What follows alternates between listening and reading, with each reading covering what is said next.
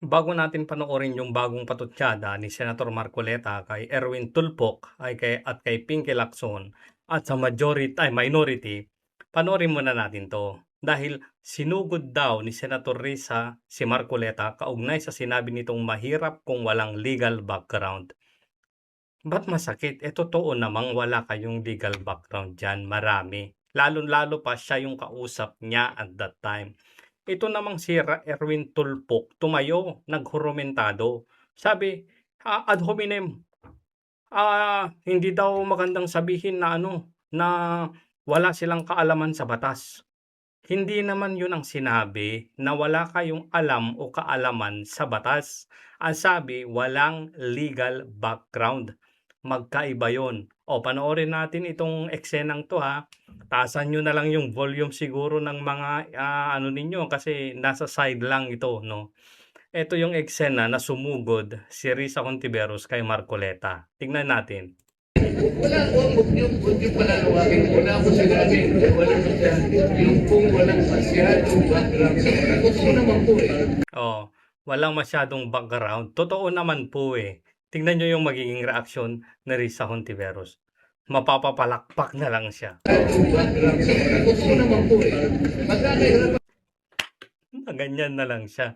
Kasi totoo naman na wala talaga kayong masyadong legal background. Ang ibig sabihin nito, hindi nyo naman alam kung ano yung mga technicalities ng mga batas-batas na yan. Kung ano ba yung mauuna, ano ba yung dapat na susunod, ano ba yung mas mataas. Kasi yan yung ine-explain ni Senator Marcoleta. Hindi kasi ninyo naiintindihan. Ipinipilit ninyo yung gusto ninyo. Hindi kayo marunong lumugar. Minority kayo eh.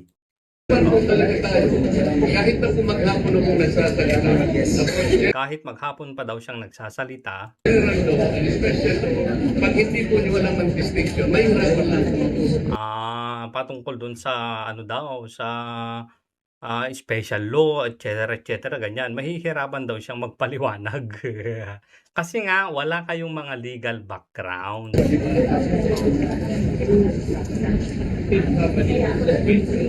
Diba gumaganon-ganon pa? Talagang drama talaga tong ginagawa nila. Panggulo talaga. Hindi ko sinabi pag wala pong masyadong background, mahihirapan po tayo mag-ITR. Napakasimple po ng pinapalit. Ma'am, alam mo ba yun yung diferensya ng special law or saka yung general law? Kaya ako po binili. Special law tsaka general law daw. Yun yung ipinapaliwanag kasi niya. Hindi nila kasi maintindihan kasi nga wala nga kayong legal background. Hindi na paliwanag yun. Paano ko po ibibigay na pagkahalimbawa? Grabe, gumaganyan-ganyan talaga. Tingnan nyo.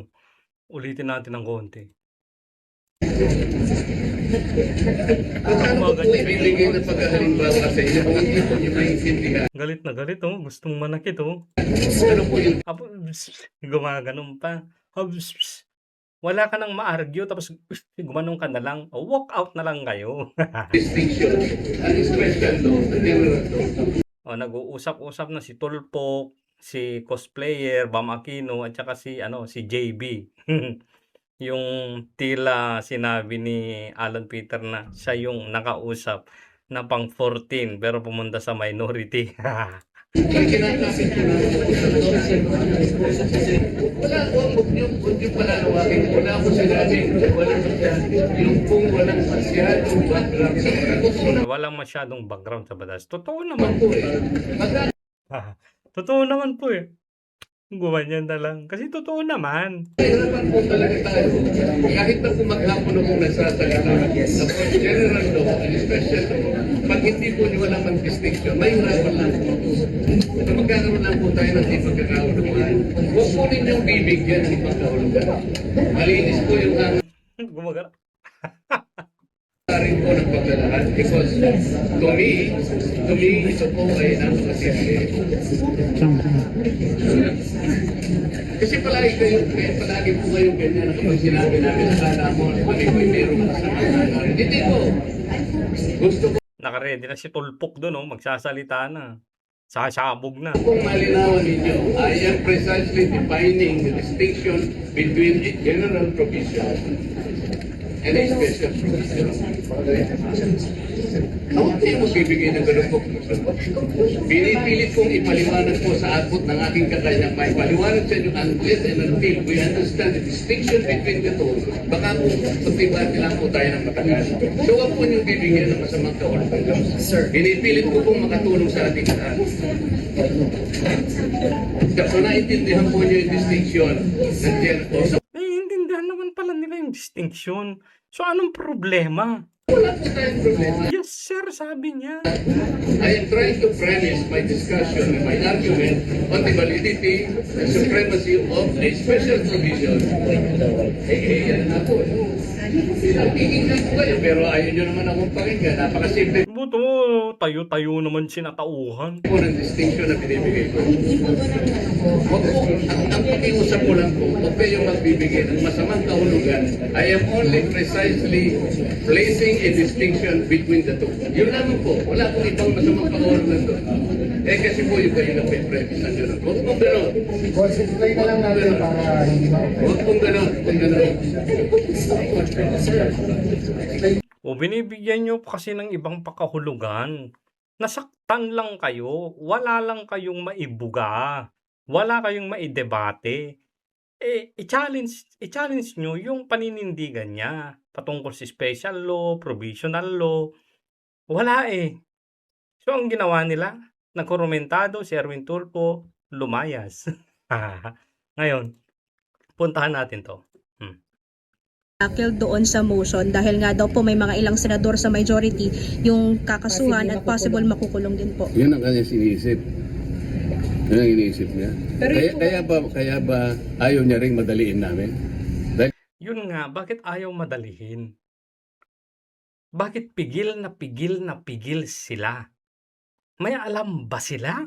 gusto niyang may makulong. Ganun ba? Oh, ngayon, proud na proud pa nga nagsabi. Di ba? Because that argument can cut both ways. Correct. So, parang tungtuwa ba siya na mayroong makulong sa amin? May Magandang tanong yan. Tuwang-tuwa ka ba na may makulong sa majority para makuha nyo muli ang beat? hindi namin magamit yun. Kung talaga nagmamalasakit ka at we are colleagues here in one institution, dapat hindi siya magsasabi ng gano'n. Correct. Di ba? Pero ganun po bang intention, sir? Para po sa possible na makulong o wala dito? Ang sinasabi ko kanina pa, hindi dahil lamang doon. Ang sinasabi ko, maski ang COMELEC, pinayagan na nga na bumoto. Ito ay makabagong panahon na natin. Correct. Online. Let us take advantage of modern technology. Communication, information technology. Pwede Correct. naman eh.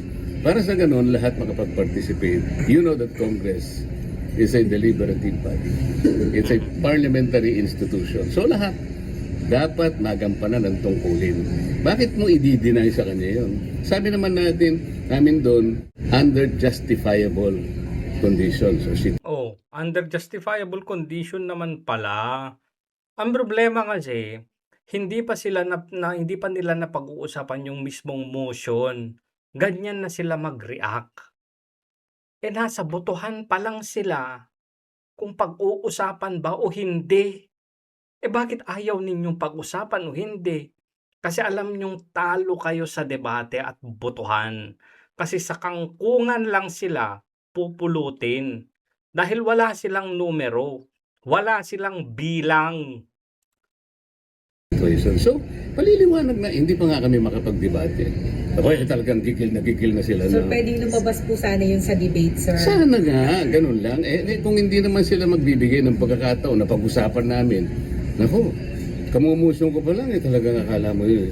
Parang meron silang piniprevent na may sila pala yung, ang iisipan pala nila, ganun eh.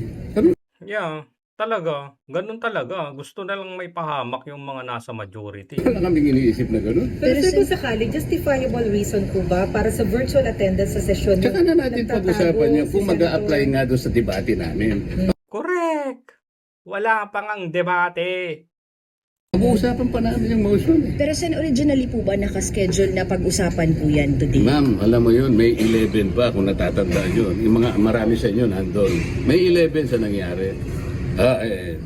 Isip-isipin mo, May 11 yun ha.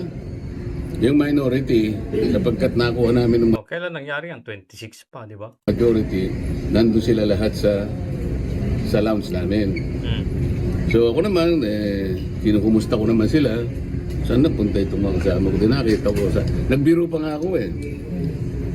Mga bossing, mukha kayong malagihay lahat. Ba't ang pupula ng... Alam niya na eh. Talagang namula talaga sila, no? At hindi nila sinasabi na hindi kami namula ang mga mukha. Kaya palaring sinasabi ni Marcoleta yan, namula ang kanilang mga mukha pero hindi nila kinokontes yun. Na, ay hindi, puting-puti nga yung mga mukha namin, wala silang sinasabing ganun, di ba?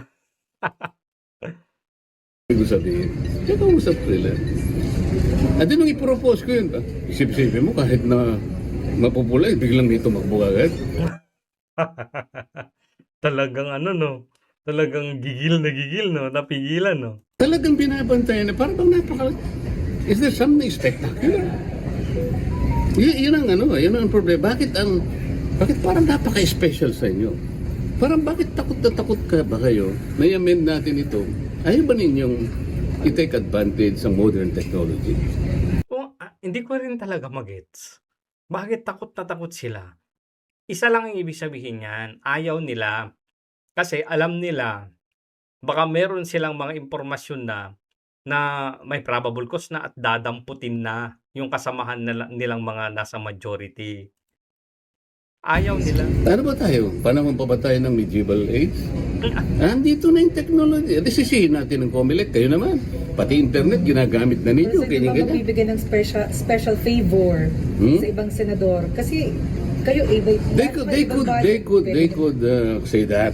Pero wag dapat silang mag-speculate. Payagan muna nila yung aming trabaho, deliberative body, parliamentary body. Ang problema, kayo alam niyo, merong isa dyan, tatayo. Pag in-interpolate mo, tatakbo.